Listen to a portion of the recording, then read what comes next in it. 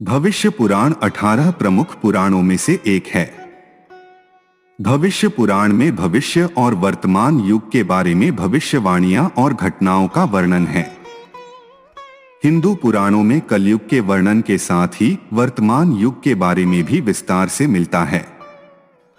भविष्य पुराण के अनुसार इसके श्लोकों की संख्या 50,000 के लगभग होनी चाहिए, परंतु वर्तमान में कुल 14,000 श्लोक ही उपलब्ध हैं। भविष्य पुराण 4 प्रमुख पर्वों ब्रह्मा, मध्यम, प्रतिसर्ग तथा उत्तर में विभाजित है। ऐतिहासिक घटनाओं का वर्णन प्रतिसर्ग पर्व में वर्णित है। इसके प्रतिसर्ग पर्व के 3 तथा 4 खंड में इतिहास की जानकारी दी गई है। भविष्य पुराण में भारत के राजवंशों और भारत पर शासन करने वाले विदेशियों के बारे में स्पष्ट उल्लेख मिलता है। आज हम आपको बताने वाले हैं कि कुछ ऐसी भविष्यवाणियों के बारे में जिसे सुनकर आप दंग रह जाएंगे, पर उससे पहले हमारे चैनल को सब्सक्राइब करें और कमेंट में जय श्री कृष्णा जरूर लिखें।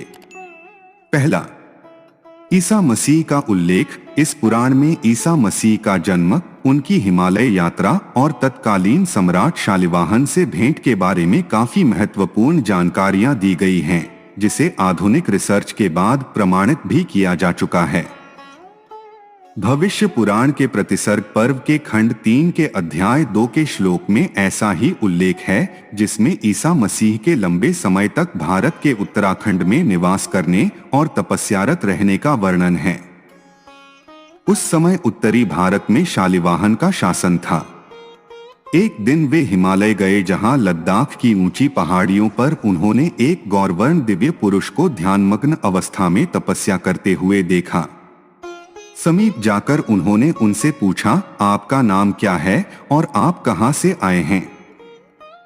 उस पुरुष ने उत्तर दिया, मेरा नाम ईसा मसीह है। कुंवारी मां के गर्भ से उत्पन्न हुआ हूं। विदेश से आया हूं जहां बुराइयों का अंत नहीं है। उन आस्थाहीनों के बीच मैं मसीहा के रूप में प्रकट हुआ हूं। भविष्य पुराण अध्याय 2 में कहा गया है, म्लेच्छ देश मसीहोह समागत ईसा मसीह इति च मम नाम प्रतिष्ठितम। दूसरा, वर्तमान कलयुग का वर्णन। भविष्य पुराण में बताया गया है कि कलयुग में लोगों के दिलों में छल होगा और अपनों के लिए भी लोगों के दिलों में जहर भरा होगा। अपनों का भी बुरा करने से कलयुग के लोग घबराया नहीं करेंगे। दूसरों का भी हक खाने की आदत लोगों को हो जाएगी और चारों तरफ लूट ही लूट होगी। कलयुग में हर व्यक्ति को किसी न किसी चीज का अहंकार होगा और वह खुद को इसलिए दूसरों से ऊपर समझने का काम करेगा। अहंकार की वजह से कलयुग में टकराव बढ़ जाएगा और यही वजह इंसान के अंत की भी वजह रहेगी। भविष्य पुराण में साफ बताया गया है कि कलयुग में पैसा ही सबका बाप होगा। पैसे की चाहत इतनी मनुष्य को हो जाएगी कि वह पैसे के लिए किसी की जान तक ले लिया करेगा।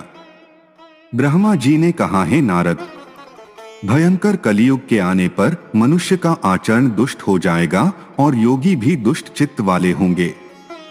संसार में परस्पर विरोध फैल जाएगा। द्विज ब्राह्मण दुष्ट कर्म करने वाले होंगे और विशेषकर राजाओं में चरित्रहीनता आ जाएगी। देश देश और गांव गांव में कष्ट बढ़ जाएंगे। साधु लोग दुखी होंगे।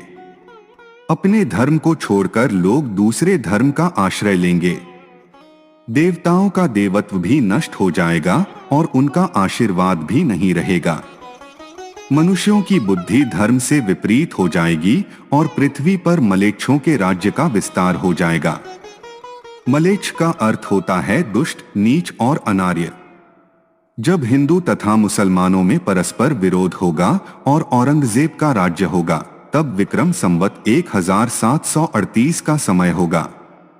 उस समय अक्षर ब्रह्मा से भी परे सच्चिदानंद परब्रह्म की शक्ति भारतवर्ष में इंद्रावती आत्मा के अंदर विद्याभिनंद बुद्ध निष्कलंक स्वरूप में प्रकट होगी। वह चित्रकूट के रमणीय वन के क्षेत्र पद्मावतीपुरी पन्ना में प्रकट होंगे।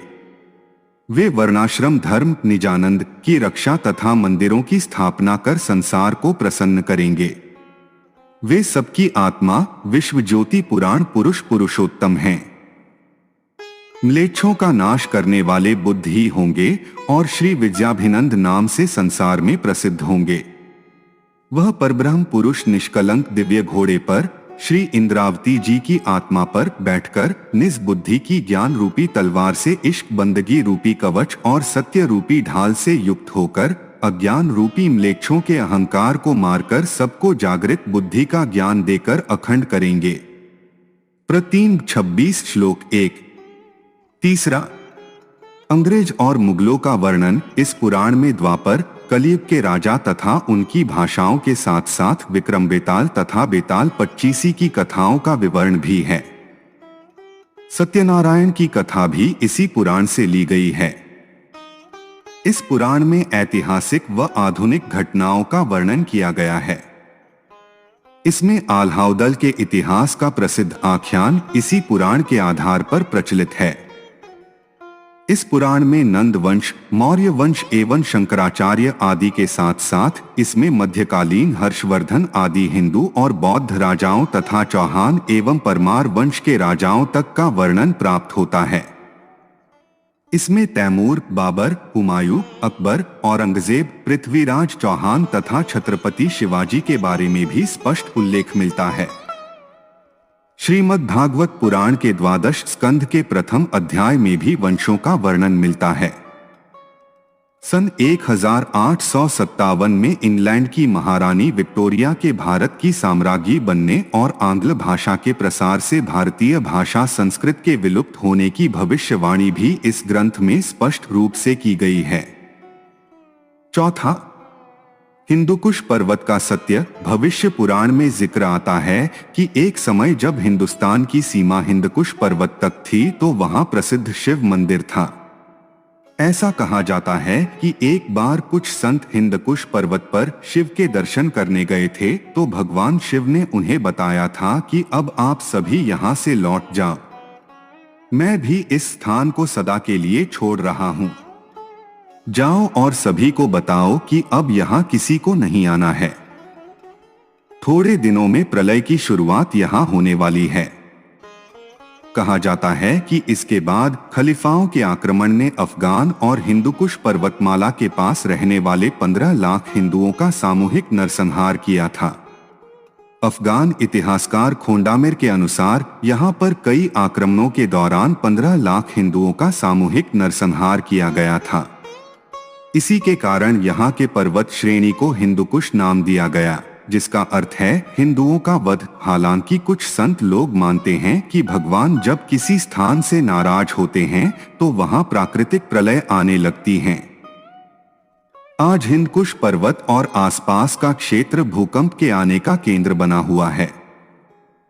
भविष्य पुराण में भविष्यवाणियों वाला भाग बहुत प्राचीन नहीं है और इसे बृहत संहिता और साम पुराण से लिया गया है।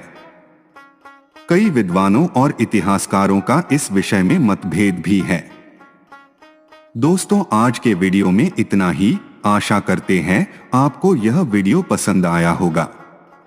भविष्य पुराण में भविष्यवाणी के संबंध में अपने विचार नीचे कमेंट करें और इस वीडियो को व्हाट्सएप पर, फेसबुक पर शेयर जरूर करें।